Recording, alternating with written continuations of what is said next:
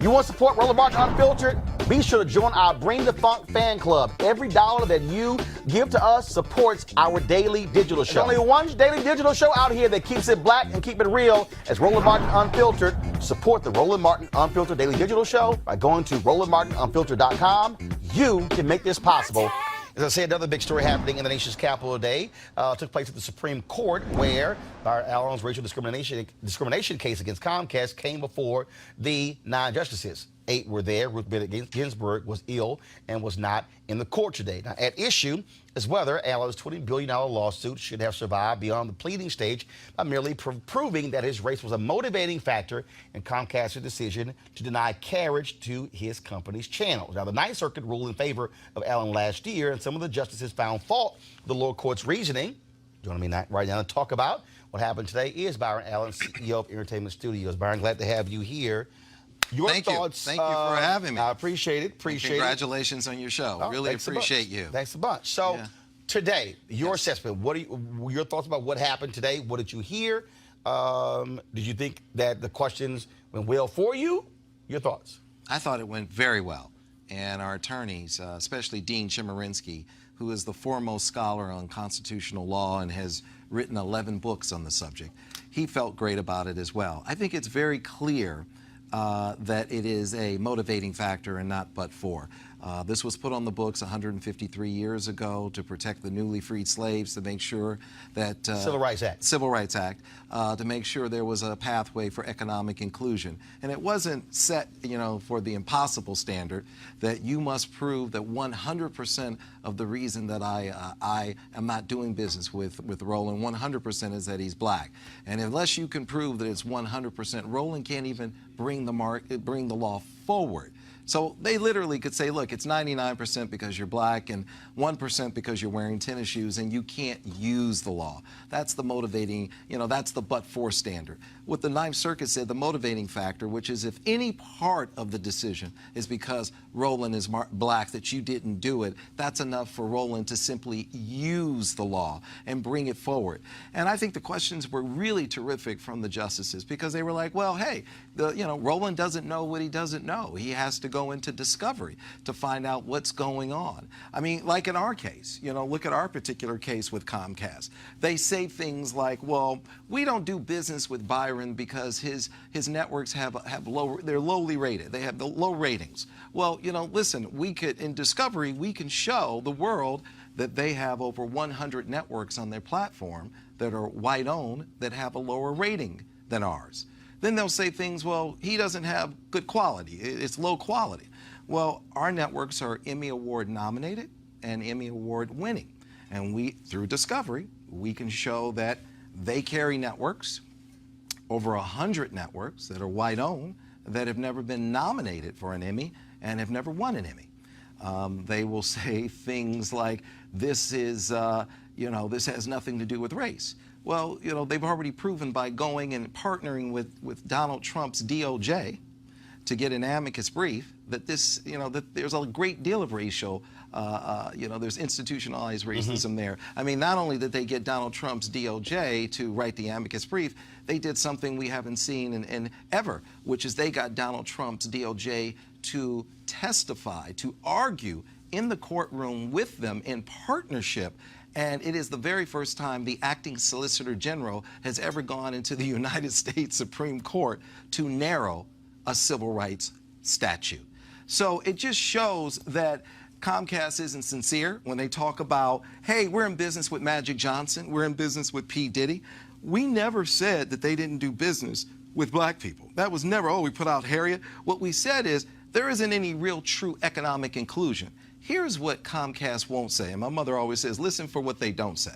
What they won't say to Roland and the rest of the world, we, Comcast, spend over $11 billion a year licensing cable networks, and African Americans get close to zero of that. In the case of one of those people that they tout as we're in business with, one of them doesn't get 1 penny of that $11 billion. They've said to them, just sell your commercials and live off the commercials. So let's unpack this. There are 7 networks that target African Americans. Yes. You've got BET and their sister network, which is owned by Viacom. And BET Her, owned by Viacom. Yes. You've got TV One. Yes. And their network Clio TV. Yes. Where publicly traded company controlling shareholders are Alfred Liggins and Kathy Hughes, his mother. Who I love. And you go to their website, they say they are largest black-owned media company in the country. Then you have Aspire TV, which was one of the networks that went to Magic Johnson. Yes. And then you have Revolt, and then of course you have OWN, Oprah's network. Yes. And so how do you respond to that in terms of them having carriage deals with those networks that, again, yes, Viacom owns BET, the case of TV One, it's a black-owned network. Yes. How do you respond to that? Well, like I said, you have to look at the numbers, and that's what the discovery will tell you. Exactly how much economic inclusion are they getting out of the $11 billion? And for the people who don't understand the cable industry, the reality is not most, but the way the deal works is there are some people who have carriage, yes, but aren't getting subscription fees, yes, and they're simply making their money off advertising. That's right. There are other folks who do get subscription fees, and so it may run from 2 cents to 7 cents to like ESPN had the highest subscription fees out of everybody. They were getting upwards of $6-7 from every subscriber. Even higher. So when you pay your cable bill, $8 goes to ESPN. Those were 7 to 10 year contracts, yeah, money locked in. Yes. And so billions and billions of dollars throughout the industry. So when people you also have I forgot Africa Channel. Yes. Paula Madison, her brother, owns that yes, network. So again, what people don't understand is that they assume that every company is getting subscription fees. They're not. That's some right. are, some are not. That's it's right. based upon the negotiation with the cable company. Yeah, that's right. And that's what I've said. I said through discovery, we'll show that David Cohen, whose personal compensation is $20 million a year, and Brian Roberts, his annual personal compensation is $35 million a year. You can pick either one of them, and they take out personally more than they pay all of black-owned media combined. They don't get paid sub fees. As a matter of fact, if you Google it, March of 2018, Revolt had to lay off 1/3 of their staff because they're not getting enough support. As a matter of fact, Revolt didn't even get half of the subscribers that Comcast has to offer, and they didn't even give Revolt Philadelphia, as if there are no African Americans there. So here's the problem. Now, it went very well in the Supreme Court. It's a big problem for Comcast. Pretty much the justices told the world this case needs to go forward. They pretty much said it. Now hopefully we will go forward. We can now get the contracts. We can show the world everything that they're not doing. That's what's key. You have to be able to look at that. You have to have your right to have access to that information. They're not spending money and doing business with us. They put us out there as window dressing, but when it comes to the $11 billion, that's what the question is. Of the $11 billion, how much is African American owned media participating in that amount of capital? And that number is closer to zero than perhaps what it should be, which is 10%, $1.1 billion. So $1.1 billion, now there's more than enough money for Roland to do whatever he needs to do. He's truly there. He has a seat at the table. He's getting real economic inclusion. Why is that important? Well, a lot of the money that Comcast is pulling out of the African American community doesn't come back to us. To be the #1 cable provider in America, you have to hook up all the black cities, all the major black cities. They're literally pulling billions out of our community. Well, and of course, money is coming from obviously cable systems, from internet, also set-top boxes, all of those different things. You said before that if the Supreme Court rules in favor of Comcast, this is going to set black businesses back. How? Oh, wow. I mean, listen, you won't be able to get an attorney. If somebody says, listen, Martin, let me be really clear. I'm firing you, and 99% of it, Martin, is because you're black. Now, the other 1%, once again, is the tennis shoes. Well, you're going to have a tough time getting a lawyer to represent you on contingency. Now, they can discriminate against you. They put it at the but-for. Because, the but-for meaning it has to be... The sole reason. It has to be 100%. 100%, the sole reason. Right? So now they put the standard at a level that's impossible to achieve. So now they're positioned to discriminate against you, and you're not able to use the law to protect yourself and have any recourse. And when they start stripping away your rights, and you're watching that play out this week, whether it was DACA yesterday, and they're going after everybody's rights. The moment they have your rights, then they can, basically they can treat you like a stray dog. So having this right is important. It's a simple statute, and some historians believe that the reason we never got, reciprocity and we never got 40 acres and a mule is we got this law.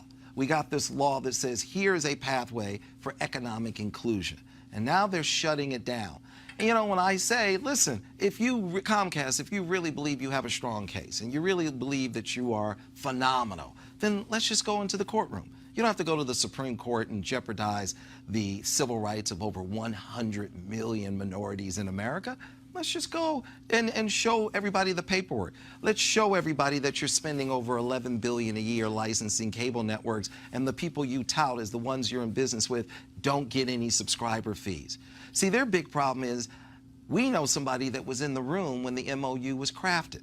And they told us. When you say the MOU, the Memorandum of Understanding for Black people. And this is so when Comcast was looking to acquire NBC Universal, they were under severe criticism by Congresswoman Maxine Waters and many others, and many other groups, that they shouldn't get this big. And what they then did was they then went to their civil rights groups for their support. That's right. Crafted this memorandum of understanding. That's right. And then, in order for them to be to get their blessings to go before the court system. That's exactly right. So when you look at that, not the court system, for the federal government to approve the acquisition merger. Go ahead. That's exactly right. So when you look at this MOU, you can get into the details of that MOU. You can see that we can get in there and we can say, okay, what exactly was going on here? This person said, they were in the room, right? They said, look, this MOU was legally and financially engineered so that they could fail. This is what someone... say they. Magic and P. Diddy could fail. This is what I was told. That's what will come out in this hearing.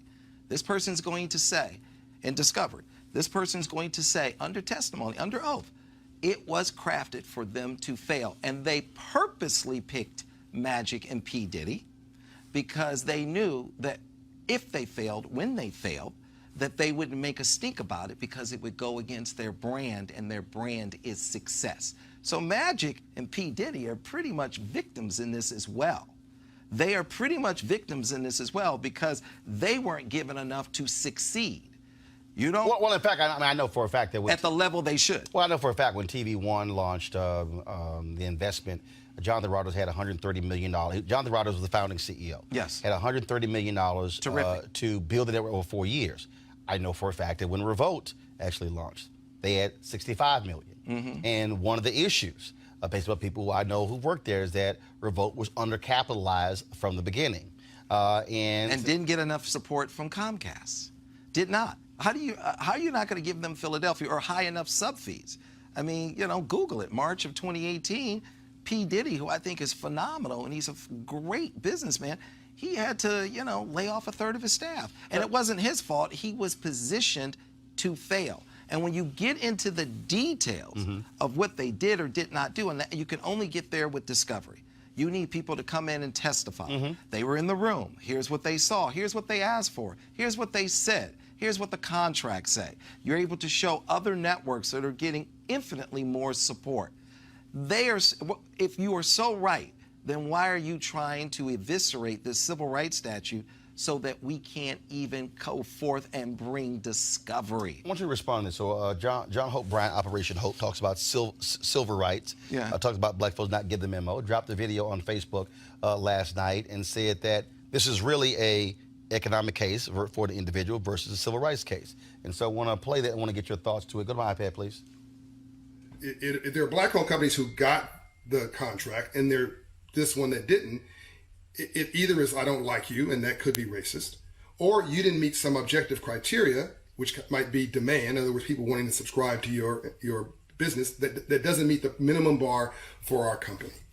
And a company like Comcast or whoever you want to pick, AT&T, whoever, whatever company you want to pick, is going to be a different bar than, say, Joe's cable company in Lower Mississippi. In other words, if a local cable company or a local company is going to have a different bar, a different criteria than a regional company, a national company, and a global company. And if you want to do business with them, you got to meet the criteria. I get it all the time. People are like, John, I love you, but if you want to be a big baller, only in real estate is $100 million not a big number. They're like, you can't, $100 million is not enough. I got to grow this to 500 million to $1 billion in order to have the impact for my people I want in my own business plan, which is why I'm continuing to grow my platform. This is my for-profit, of course, not my non-profit. They're completely 100% separate business team, management teams, all that kind of stuff.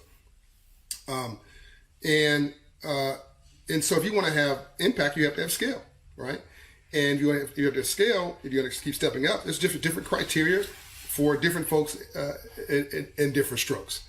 So I think this is a commercial dispute. I think that it is wrongly placed to say that this is going to send black folks back 150 years. It's just, I don't think, respectfully not true. Why? Because there's already a Kathy Hughes, there's already a Bob Johnson, there's already a dozen companies that you can cite that have done business with all these companies, including Comcast. So if race was the only issue, then none of them would have done a deal. How are they doing a deal and somebody else isn't? Maybe it's product, maybe it's content, maybe people just don't like them, maybe they don't like the way he does business. I don't know. It's not my bill, but that's just a commercial dispute. Don't drag the entire black culture into this dispute in this way. I think it's a distraction from things that are really, truly important. I respect Mr. Allen. I think he's doing in business. Your response. Listen, I would be the first to say, don't bring this civil rights statute into the United States Supreme Court. And I didn't. Comcast did. They decided to challenge that statute and how it was used and how it was applied. You filed a lawsuit based upon using the statute. They are the ones who said, we're going to go after the statute, eviscerate it, and dismantle it. And I disagree with him. He doesn't know the entire history. You know, before there was TV One, there was something called the Black Family Channel. But the difference between the Black Family Before that, they were actually called Major Broadcasting Cable Network. That's right. But before the Black Family... work for them. Right. Yeah. But before the Black Family Channel, which was all 100% African-American owned, it was 4 African-American entrepreneurs who got crushed by Comcast. And they got pushed out of the way. And they wrote up a lawsuit that they never filed and I saw. And who owned a major chunk of TV One? Who owned a major chunk of Comcast. Okay, and in fact, at Rainbow Push, I forgot the year, but I actually have the video. Yes. Kathy Hughes actually complained in a keynote speech. Yes. Like I say, I got the video and I was at home. Right. She complained that it was unfair for TV One, in order for them to launch the network, that they had to give a sizable equity stake to Comcast. I also know, and again, for folks who don't realize it, just so y'all understand, he doesn't realize it. Just for the folks who don't know, I mean... Right, but he's speaking on something he doesn't know. And that's the problem. You have too many black folks who just don't know, and don't know enough to say nothing. He doesn't know. So go ahead and school him. Just for the folks at home, again, who don't understand how these things happen. First of all, you used to have laws that prevented networks from owning distribution outlets. Then it was called. Then you have FinCEN. Those laws were all separated. Go ahead. Now you have studios that are able to produce shows. Preach. And also sell those shows. And so what happened is, and I can tell you, I was on one of those calls, a major broadcasting cable network. There were two LLCs that owned NBC.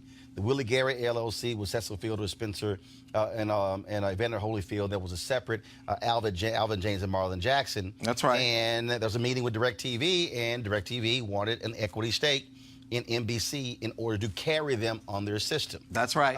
And actually, the reason, just so you also know, the reason Dish to this day does not carry TV One is because Charlie Ergen believed that he was given an opportunity for an equity stake in TV One, and Alfred Liggins chose to give that equity stake to DirecTV, and Ergen to this day has refused to put TV One on Dish.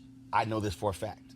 And that's one of the reasons why a lot of the cable systems have equity stakes in the cable networks. That's right. Because they essentially said, in order for you to get carriage, we got to get an equity stake in your company. And what happened with Comcast and TV One? So yeah, Comcast did that, and then eventually TV One did a debt buyout.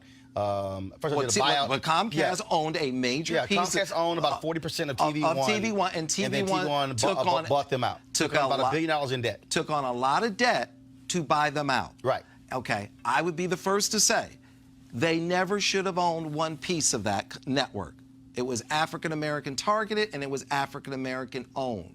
And that company took on crippling debt because of how Comcast was predatory towards them.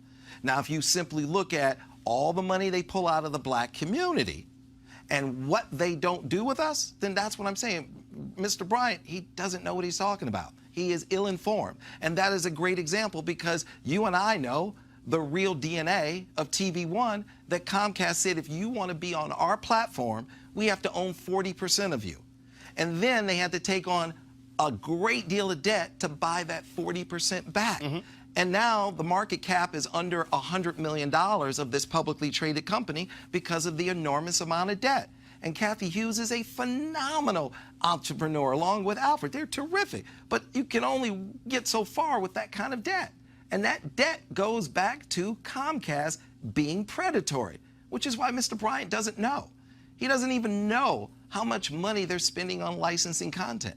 He doesn't know how little we get.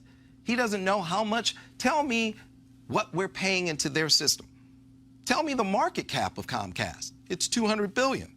Most of the money they get from cable subscribers are African American. You cannot be the #1 African American provider, the #1 provider of cable without hooking up all the black cities. So, I mean, listen, I know he means well, but there are just a lot of folks who just don't know enough not to speak up because they just don't know. When you filed the lawsuit, you were highly critical of the NAACP, National Urban League, Reverend Al Sharpton. Yeah, let's speak on that. So they talk about that. So they say he filed, he sued, these folks.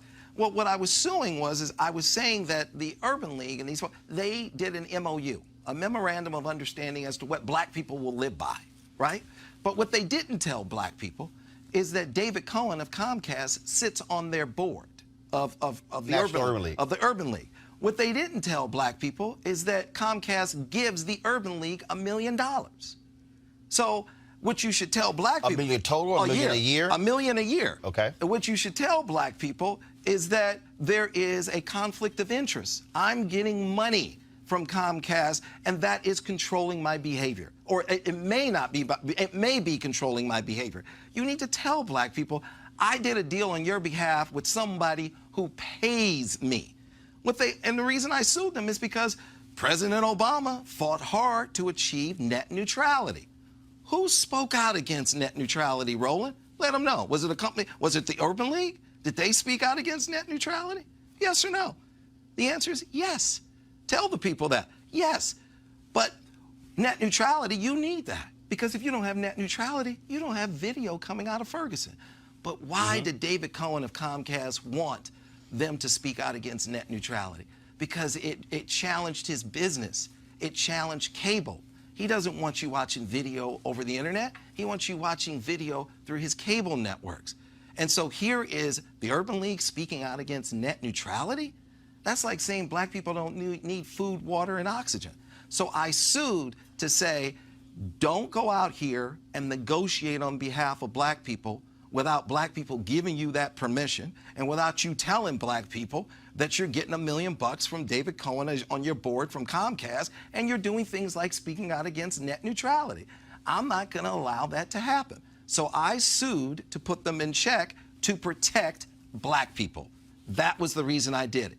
So they didn't like it, but guess what? They know I'm watching, and I've also told them, every time you step out, I'm going to sue you.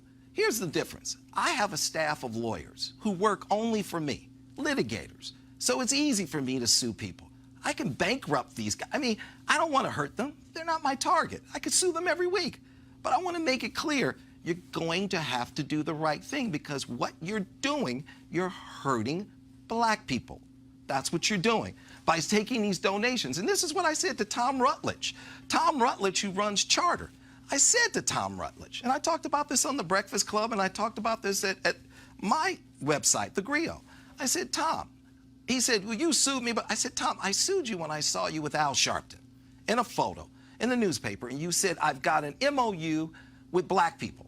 I've negotiated it with Al Sharpton and the Urban League. And I said, Tom, who is the white man that speaks for all white people? And if that white man doesn't exist, why do you think there is a black man who speaks for me and all black people? Why do you think there's some head black native that speaks for all the black natives? That is a racist idea. And that MOU is a racist, fraudulent document. So you believe that that civil rights organizations should not be entering into these type of MOUs? Not if they're getting money from the person they're negotiating with. You have to disclose that. So they got to say to you, Roland, I'm about to enter into a deal with Comcast. And oh, by the way, Roland, David Cohen sits on my board and I get $1 million a year from him. So you're saying that had that MOU been signed, with no money going back and forth to those... With no money going back and forth, you believe that would have been far more representative of the interests of African Americans, yes, as opposed to money going to those specific organizations? That's right. I probably would have been cool with it. I probably would have said, you didn't get any money from them? I'm cool with it. But if you get money from them, well, I'm not cool with it. Because you didn't disclose it. Or do you believe that essentially that money is payoff, yes, for you agreeing to the merger? I sued them because I believe that money is a way to control your behavior. Why are you speaking out against net neutrality? I mean, look, let me tell you who Comcast is, okay? Let me tell you who they are. So once again, Mr. Bryant is totally out to lunch, has no clue as to what he's speaking about. He doesn't even know who they are. Let me tell you who they are. These are the same people who got caught by some very smart engineers in Northern California for deploying BitTorrent, a software to slow video down over the internet. And when they got caught, the FCC said, this is in violation of all kinds of federal laws. Personally, I think people should have gone to jail for that, okay? And Comcast said to the FCC hit them with a $20 million fine. And Comcast said to the FCC, F you don't police the internet and I'm not paying the fine. And I think even sued the FCC not to pay it. That's who they are, okay? That's just one example of who they are. When they went to go get that merger done, to the approval to buy NBC Universal, you go to the FCC. There's the chairman and 5 commissioners. One of the commissioners, Meredith Atwell Baker, voted for the merger, and then 3 months later took a job with Comcast, okay? That's what you're dealing with. Billionaire Michael Bloomberg had to sue Comcast. Why did he have to sue Comcast? As part of the condition for the merger to buy NBC Universal, okay? They said, hey, Comcast, you own CNBC, a business channel. You need to take Michael Bloomberg's business channel and put it next to CNBC. Mm-hmm. They ignored that consent decree, and Michael Bloomberg had to sue because they took CNBC, put it on channel 50, and then they took Michael Bloomberg's channel and put it on channel 950. He had to go sue them to go get his channel put on, near their channel. This is who they are. These are, look, like I said, David Cohen has compensation about $20 million a year. He has $125 million a year as a budget. $125 million a year as a budget. they're only number 3 after tobacco and defense, to pay off civil rights organizations and politicians to keep to do what they want. What are you doing that you're a cable operator? You have to spend that kind of money lobbying. You're a cable operator. So at the end of the day, why go after this civil rights statute and eviscerate it? And no, he's incorrect. If they go and they make this a but for, then they have a right to discriminate against him, and he will never get a lawyer to defend himself. What do you say, and I've had folks who reach out to me. Yeah. What do you say to people who say, Byron don't give a damn about black folks? All of a sudden, now he's pro-black? What do you respond to those critics? Because they're there. And be there. And you should be there. But you should also be there with everybody, including your so-called civil rights organization. Take me out of it. You can say whatever you want to say about me. And I can't control what you say about me. This is not about me. This is bigger than me. This is, what are you going to do to protect your civil rights? What are you going to do to protect your civil rights? So when your critics say this is Byron trying to enrich himself. No, but I want to speak to that. Go ahead. But I wanted to give the answer that I think is the healthy answer. Don't get into Byron's this, not black enough, black here, wasn't black there, blah, blah, blah. That's all nuttiness, okay? This is not about that. This is about what are you going to do about your civil rights. Now, let's look at my company, right, and my resources, and look at what I've done. I could have used my resources to do a lot of things. But what did I do? First thing I put on is a Monday through Friday show. I put on 6 judges, 6 of them, daily, for an hour.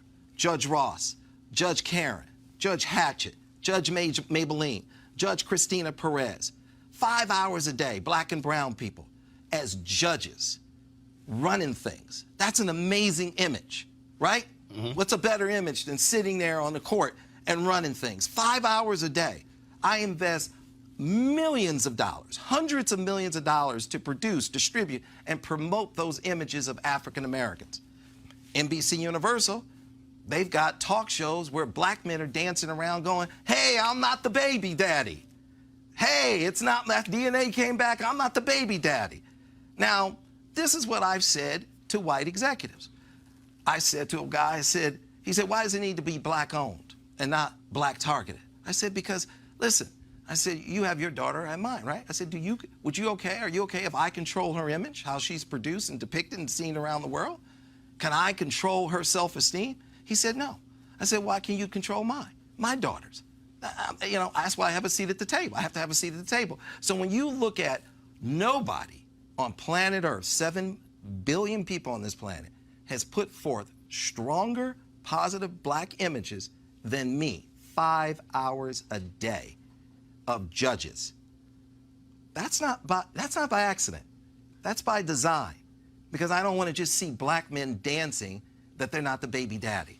But I don't need to answer that and defend that, because it's just ridiculous. It's just ridiculous. And it doesn't matter. It doesn't matter what you think of Byron Allen. The only thing that matters, if you want to have an intelligent conversation, what are you going to do to protect your civil rights? I didn't bring this to the Supreme Court. They did. And they brought it in partnership with Donald Trump. The same Donald Trump who had to sign the largest racial discrimination and housing lawsuit settlement with the United States government, who brought the lawsuit against him. That's who Comcast partnered with, and then walked into a courtroom and said, take some of our time and plead against this civil rights statute, and let's bring black people back to 1865. See, he is ill-advised, and he's not on point, because, listen, they get us in the schoolroom, and they get us in the boardroom, and they get us in the courtroom long before he gets choked to death in the street. So I'll ask you, so you talked about those 5 hours of programming moving forward. Yeah. As you've gone through this, any plans for a black news network, entertainment network? Any plans to expand? The grill. You said you own the grill. I own the grill. Any plans to expand that, to build that out? We're going to invest heavily in the grill.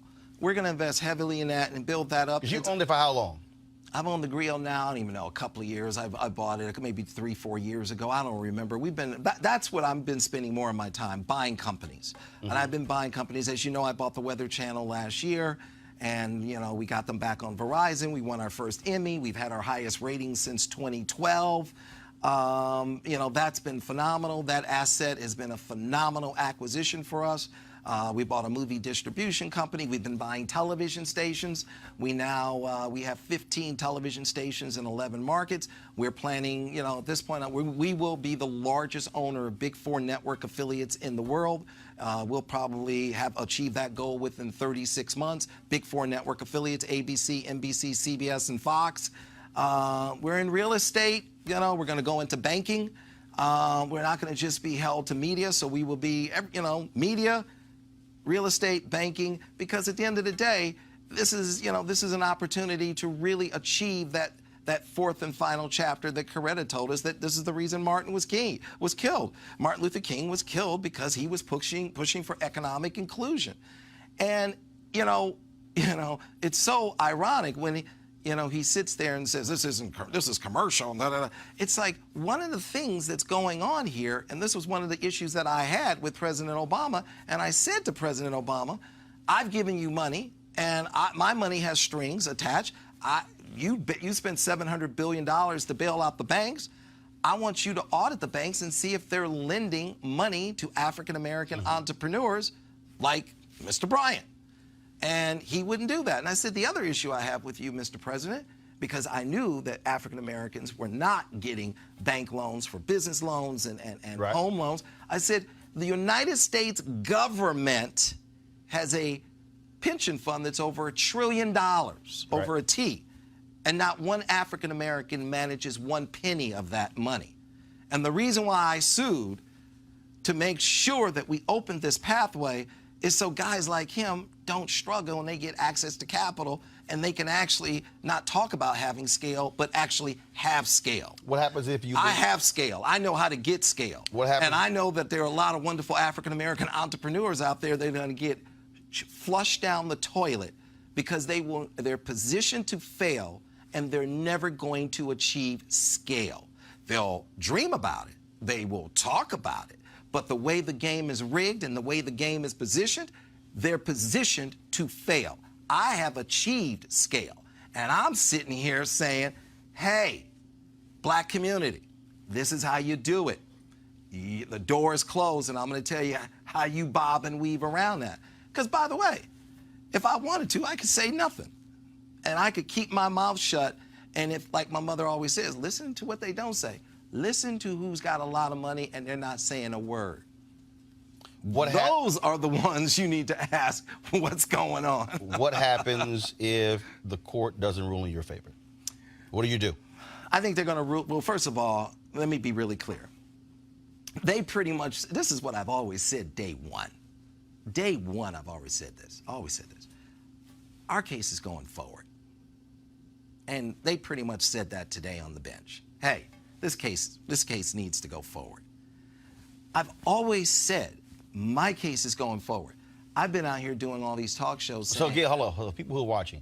So if the Supreme Court rules in your favor, yes, does not mean that you win the case. Yes, that's right. They're ruling in the favor that I can go forward with my case against Comcast and start to get discovery and start to show that they're not doing business with African Americans in a fair and equitable way. That P. Diddy should have Philadelphia. P. Diddy should have 20 million subs, not less than 10 million subs. His sub fees should be doubled. There are other people who don't even get sub fees, that they should be positioned to succeed, not fail. So my lawsuit is going forward. And I've always said I have brought forth enough evidence for it to go forward. My lawyers are the best in the business. They always put forth my case at the but-for standard, the higher standard. So whether they choose motivating factor or but-for, I'm going forward. It was Comcast who chose to challenge the Civil Rights Statute of 1866. So I started doing every radio show and talk show to speak to Black America and say, our civil rights are under siege. My case was always going forward. What I want to do is protect the Civil Rights Act of 1866 because I want to make sure the door isn't shut to you and that brother sitting there who doesn't quite know what he's talking about. Last question. No, keep asking me questions. I like hanging out with you. No, I got you. But, okay, what do you got? It's the internet. We can hang here all night. My crew got to go home. Well, come on, they're not complaining. They got to go home. I flew all the way from LA. I flew all the way from LA to hang out with you, and you got like, okay, last question. What you got? I would be more than happy to take your check to pay them. I'm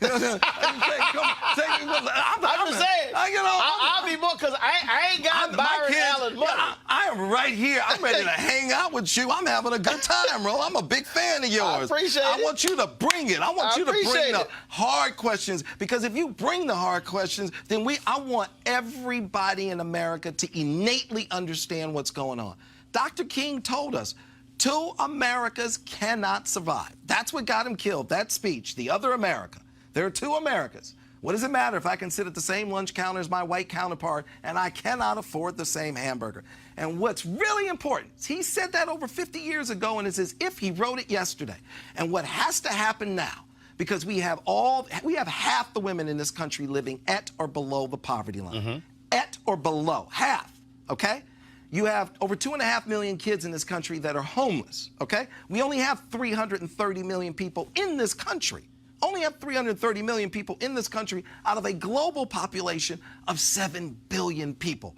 And as the global population goes from 7 billion to 10 billion, the bottom 5 billion are going to get wiped out because we don't have enough food, water, and resources to support the bottom 5 billion. They will perish. You have global warming, climate change. Mother Nature is going to just obliviate the bottom 5 billion. Now, here is the problem. China has the equivalent of 2/3 of our country in college. 200 million kids in college. And everybody knows the capital will eventually follow the intellectual capital. They're developing intellectual capital at a much faster rate. So what are we saying there? We're saying exactly what Martin Luther King taught us over 50 years ago. And this is what we have to come to grips with. White America is no longer enough to compete globally. And white America has 99% of the wealth in America.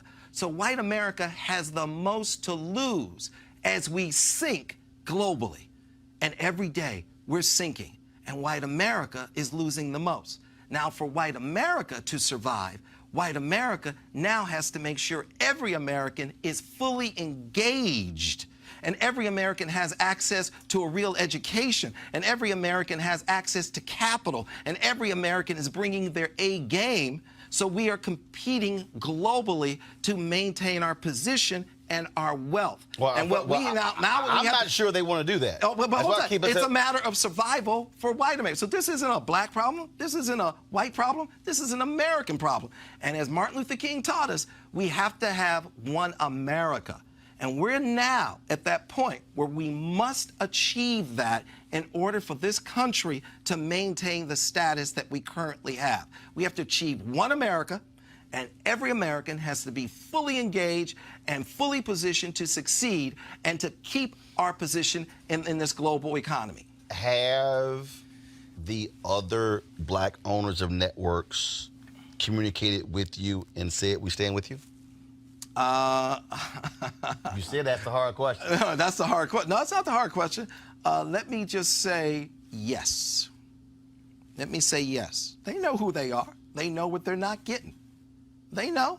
Everybody. Look, this is why this is a historic case. We're not going to have this conversation again. This is our reciprocity. This is why we didn't get 40 acres and a mule. The greatest trade deficit in America is the trade deficit between America and Black America.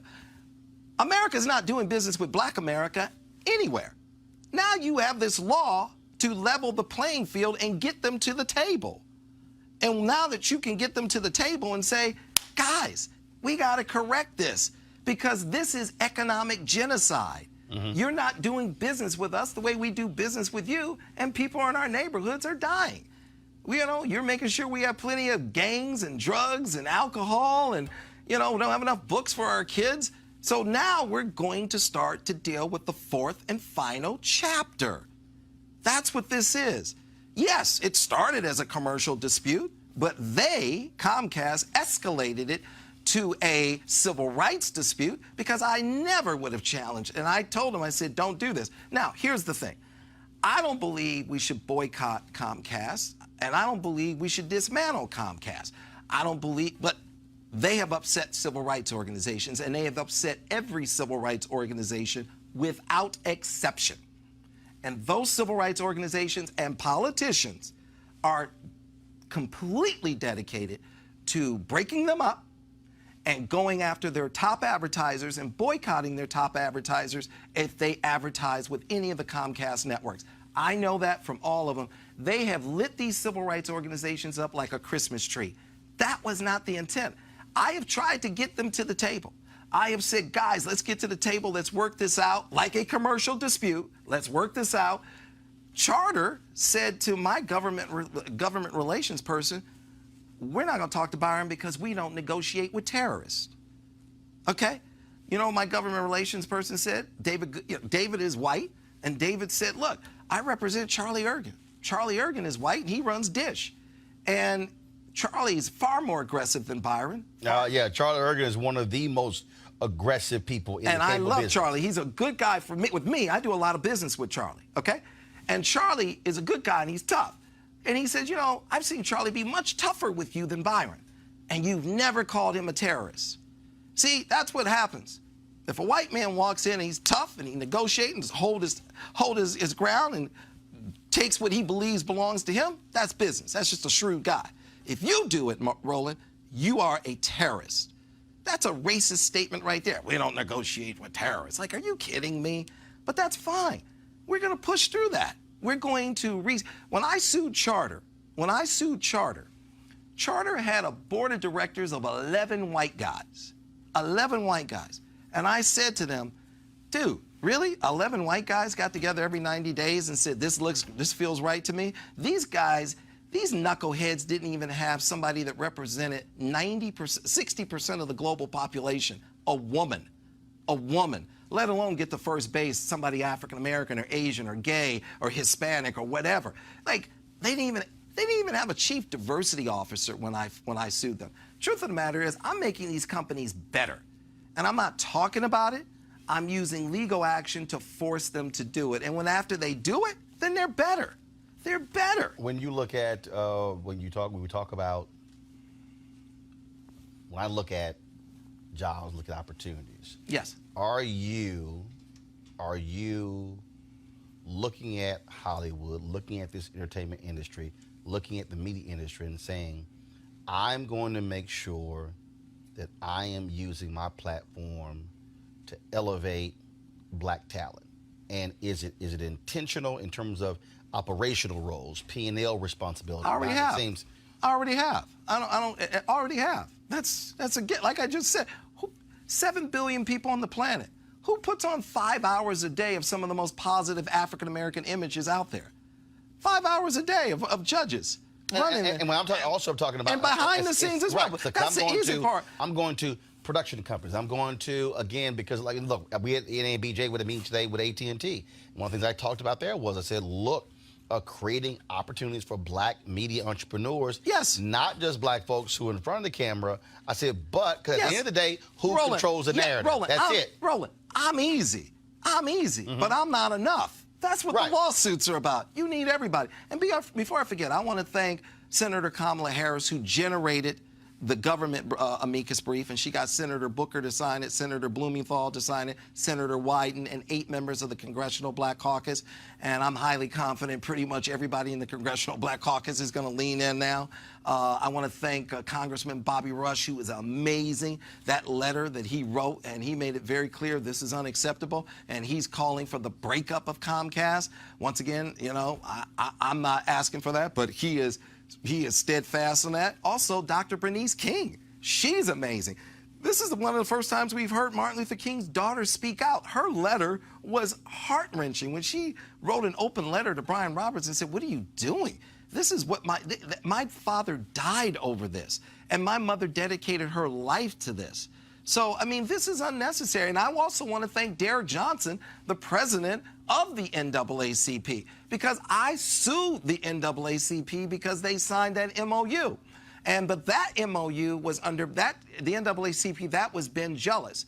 And Ben Jealous apologized to me for signing that MOU and said, I'm sorry, brother, I thought I was doing the right thing. I said, I forgive you. I'm not upset with you. I love Ben Jealous. He just didn't know what he didn't know.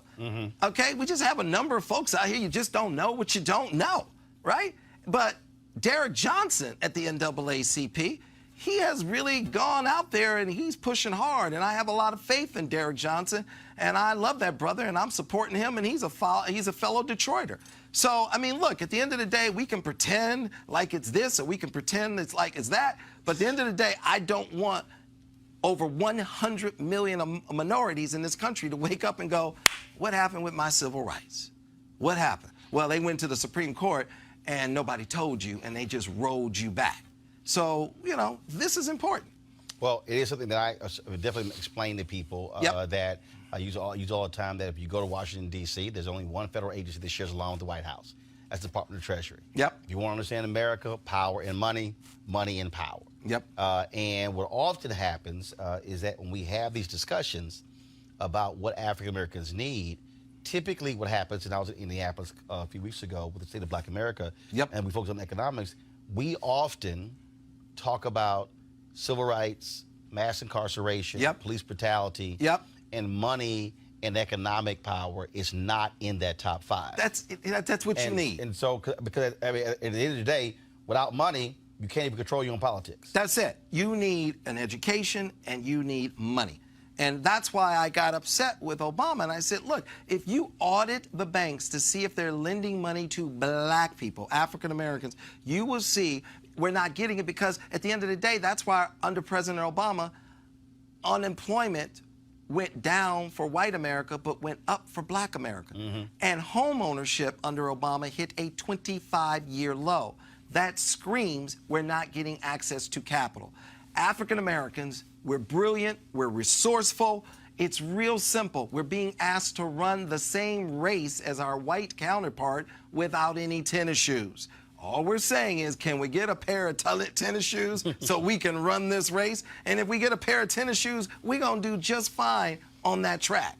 And we need access to capital. That's what this is about. And this civil rights statute is going to, upholding this civil rights statute. And by the way, there isn't a coincidence that now that we're starting to use the civil rights statute, they have to reevaluate it and see if it's ambiguous, because it's been used to the tune. I've used it in 3 lawsuits and $40 billion. So now we're going to use this statute so we can make sure that we have economic inclusion for all Americans, especially African Americans, the furthest left behind, and we achieve the 4th and final chapter, which is one America. One America. That's what we're going to do here. All right. We do have to go. All right. Byron Allen. Are you going to hang with me? Because I don't know anybody here in D.C. Well, we can hang. You going to hang with me? Come on, Roland. But they got to go home. Okay, everybody got to go home. All right, folks. Back to our Roland Martin Unfiltered video in just one moment. All right, folks. As the marijuana momentum continues, our good friends at marijuanastock.org have already reached more than half of their funding goal for the hemp CBD investment. That's right. If you want to take advantage of this great opportunity, you need to do it now, because it won't last much longer. Now, if you don't know, I'm talking about the hemp plant, the good cousin to marijuana with a much higher concentration of CBD. That means hemp gives you all the medical benefits of marijuana without getting you high. Also, if you don't know, hemp farming is now legal in the United States, creating one of the largest commodities worldwide. It's just, again, an opportunity, an investment opportunity.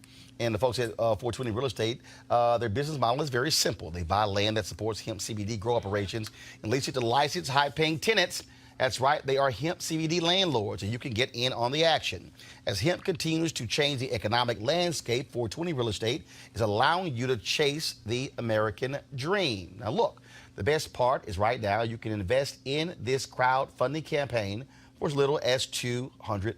That's right, you can invest as little as $200 up to $10,000. Do it now before the fund is closed. To invest, go to marijuanastock.org. That's marijuanastock.org. Get the game and get in the game now. Now back to your Roland Martin Unfiltered.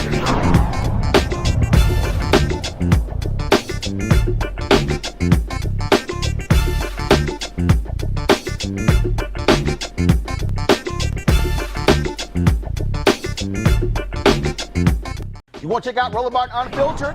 YouTube.com/Roland S. Martin. And subscribe to our YouTube channel. There's only one daily digital show out here that keeps it black and keep it real. It's Roland Martin Unfiltered. See that name right there? Roland Martin Unfiltered. Like, share, and subscribe to our YouTube channel. That's youtube.com/Roland S. Martin. And don't forget to turn on your notifications so when we go live, you'll know it. You want to support Roland Martin Unfiltered? Be sure to join our Bring the Funk fan club. Every dollar that you give to us supports our daily digital show. There's only one daily digital show out here that keeps it black and keep it real. It's Roland Martin Unfiltered. Support the Roland Martin Unfiltered daily digital show by going to RolandMartinUnfiltered.com. Our goal is to get 20,000 of our fans contributing $50 each for the whole year. You can make this possible. RolandMartinUnfiltered.com. Hey everybody, this is Sherry Shepherd. You're watching Roland Martin Unfiltered, and while he's doing Unfiltered, I'm practicing the wobble. Yes, I am. Because Roland Martin's the one, he will do it backwards, he will do it on the side. He messes everybody up when he gets into the wobble, because he doesn't know how to do it, so he does it backwards. And it just messes me up every single time. So, I'm working on it. I got it. You got Roland Martin. Hi, my name is LaToya Luckett, and you're watching Roland Martin Unfiltered. What's going on, everybody? It's your boy Mac Wiles, and you are watching Roland Martin Unfiltered. What's up, y'all? It's Ryan Destiny, and you're watching Roland Martin Unfiltered. What up, Lana Well, and you are watching Roland Martin Unfiltered.